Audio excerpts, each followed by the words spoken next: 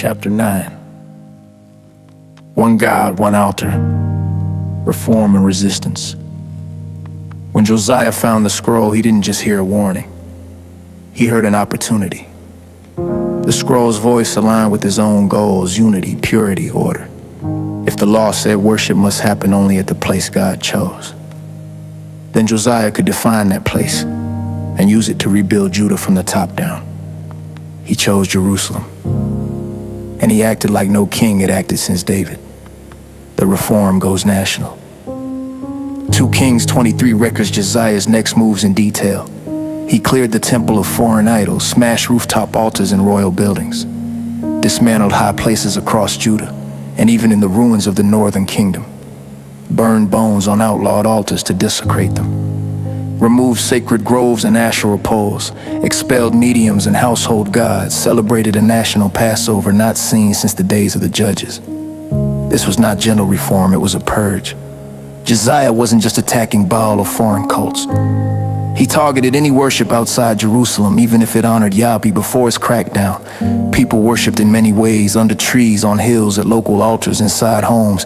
The lines between official and personal religion were loose. Josiah made them tight and punishable. Theology or strategy.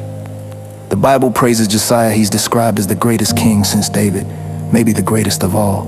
Neither before nor after Josiah was there a king like him who turned to the Lord as he did.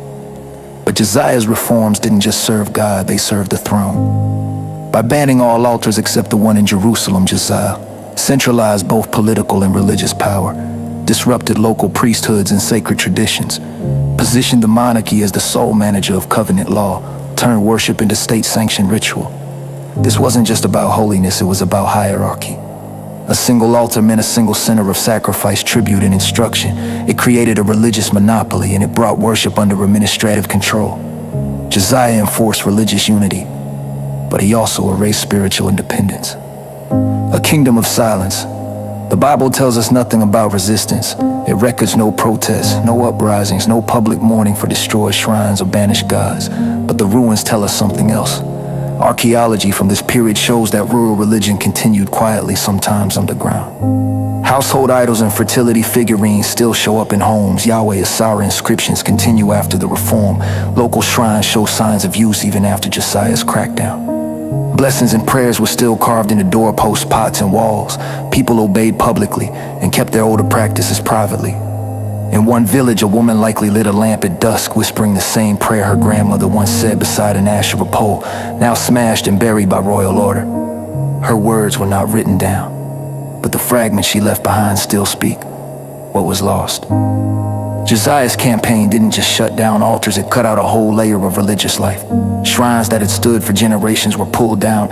Local priests, keepers of ancestral ritual, were stripped of their roles. Family-based worship tied to land and memory was outlawed. Symbols of the divine feminine, groves, trees, carved images were erased from the landscape. The scroll called this purification, but for many it felt like cultural destruction. We can't know how many saw Asherah as Yahweh's partner, or how many saw no conflict between local practice and national law. They left no defense in writing, but their absence tells its own story. They weren't included in the official memory. They were silenced. The illusion of unity. For a brief moment, Josiah's vision seemed to hold. He ruled over a kingdom with one God, one temple, one law. But that unity was fragile. Faith doesn't change on command. Memory doesn't disappear under threat, and religious policy, however righteous in intention, can't erase the centuries that came before it. As later chapters will show, Josiah's death came quickly and violently. His reform was still in motion when empire returned. What he built couldn't outlive him, but the structure, the idea that religious purity comes through central control, would live on. A template that endures. Josiah's campaign gave biblical religion one of its core templates. Truth is one. Worship is centralized. Deviations are disobedience. Disobedience brings disaster. That framing didn't end in Judah, it carried forward into Judaism, Christianity, Islam, and beyond. Every time a ruler or institution says only here, only this way, they echo this moment. The Bible remembers Josiah as a reformer, but he was also a system builder, using the scroll to justify the removal of alternatives. And like all systems, it came with winners, and with those who were pushed out, written over, or forgotten.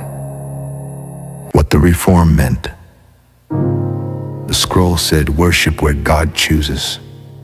Josiah said, that place is here. Jerusalem. He positioned himself as both servant of the text and its chief interpreter. The people were told to choose God, but really, they were choosing structure. A system with no local control, a religion without flexibility, a theology that erased what didn't fit. Some followed, some faked it, some resisted in silence. The Bible speaks only from the center, but the dirt, the figurines, and the scratch prayers tell us faith remained more complicated than any scroll allowed. Final lines.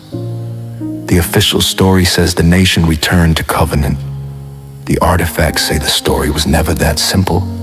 Josiah wanted obedience. He got complexity. And while kings could burn altars, they couldn't burn memory.